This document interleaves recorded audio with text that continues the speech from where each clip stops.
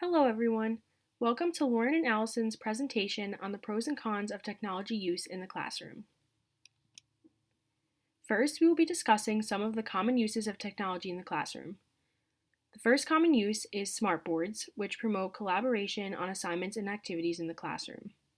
The second common use is laptops, which is a use of technology that promotes individual learning. The third common use of technology in the classroom is iPads. iPads promote both individual and collaborative learning through technology. Although some believe that technology may not add value to learning, there are many positive aspects to utilizing technology in the classroom. The first positive aspect is immediate feedback.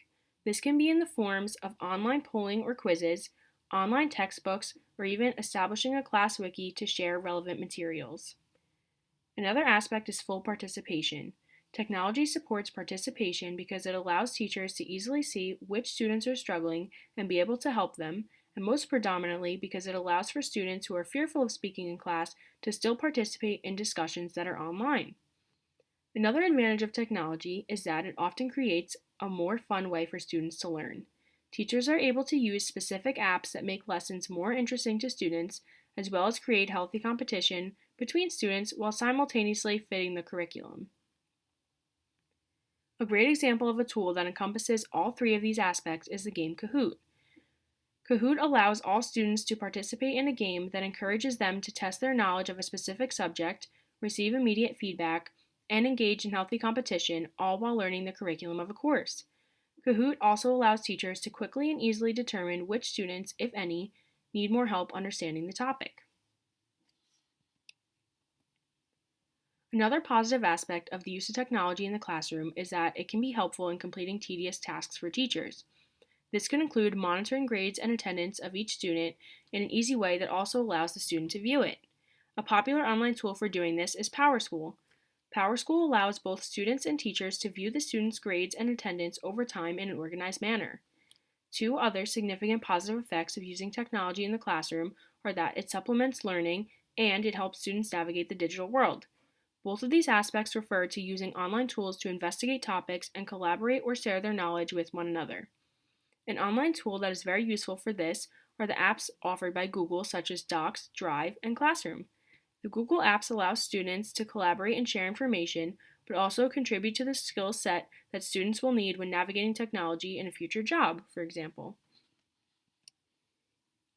Although there are many positive aspects of the use of technology, there are also many negative aspects or cons of using technology in the classroom. In discussing the negative aspects of technology use, we also propose solutions to many of these issues. One of the largest arguments against technology use in the classroom is distraction. Many believe that technology distracts students from their work, which can be seen in the image below, where a student is playing an online game instead of directing her attention to the lecture. Issues such as this can be solved by setting specific times and guidelines for technology use in the classroom, as well as creating a structure that revolves around respecting the teacher and his or her wishes to include or exclude technology at certain points in the lesson. Another negative view of technology is that it overshadows live interactions between students and weakens their ability to communicate with one another. This can be solved by creating assignments that require students to work together in person as well as by encouraging students to interact with their peers. While it may be possible that technology weakens students' ability to communicate, it is not necessarily always the case, as we have been able to see through the use of forums in our own course. Another negative aspect associated with classroom technology is that cheating is largely enabled. This is because students can easily copy and paste work, but a solution to this problem is to use a tool such as Turnitin, which make cheating and plagiarism very difficult.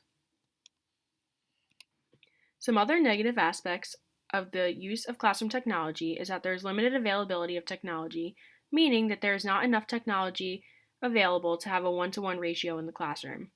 This can easily be solved by allowing students to work together on assignments using the same piece of technology, and in doing this, it is also important to recognize that the technology use is not the main focus of the class, therefore, it is not always necessary for each student to have their own piece of technology to use. An additional con of technology is that it provides students with websites and research that are not necessarily valuable to their work. This can be avoided by teaching students how to use websites and resources appropriately. The last con of technology use is that it may be difficult to learn how to use technology.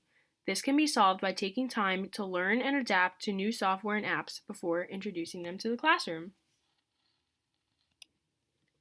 Our presentation uses many of Meyer's 12 principles of multimedia.